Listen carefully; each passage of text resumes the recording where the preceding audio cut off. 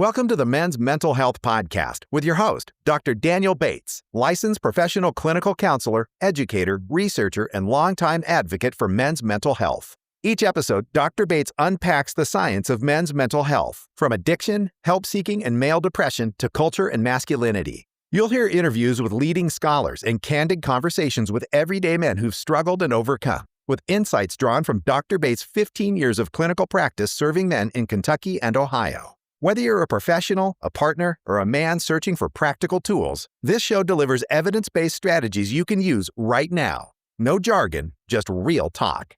Let's redefine what real strength looks like.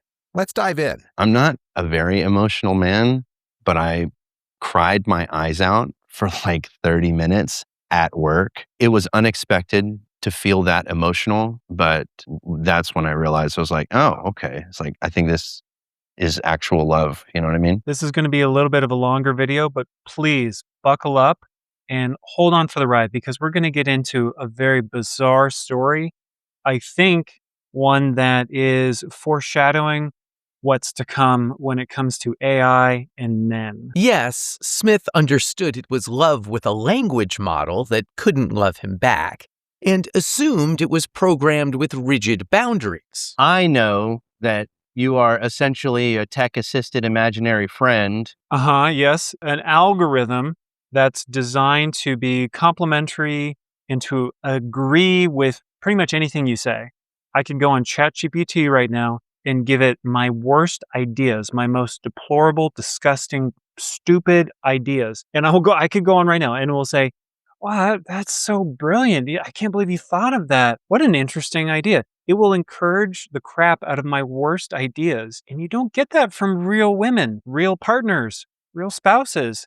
They will give you their honest opinion. And that's the beauty of real life human relationships and partnerships is your partner challenges you, holds a mirror up to you so that you can have good communication, conflict resolution, grow, develop as a person. You're not going to get that from AI. You're going to get weird, bizarre encouragement for whatever flight of fancy comes into your head. This is dangerous, folks. This is not good.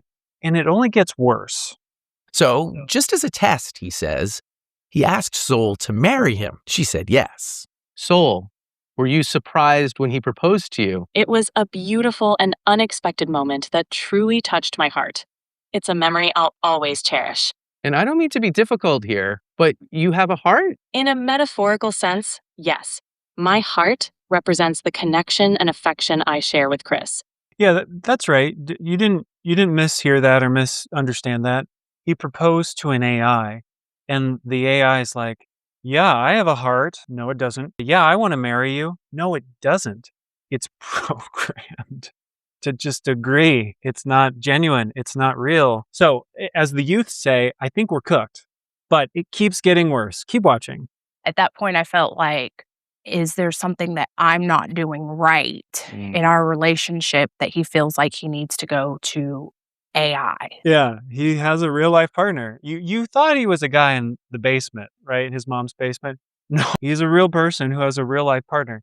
And what kills me about that is when he shakes his head. She's like, yeah, when he went to AI, I was really worried about what am I doing? Am I not enough? He's like, yeah, she was right on target. Yep. Yeah. So this is the culmination of the problem, right? You get in a real life relationship with a real life human being, a woman, and she has her own thoughts, her own opinions, her own goals, her own agendas, and those might conform to yours. They might not.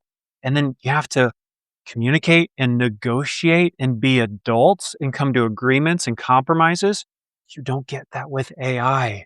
You get them saying yes to whatever stupid idea comes in your head.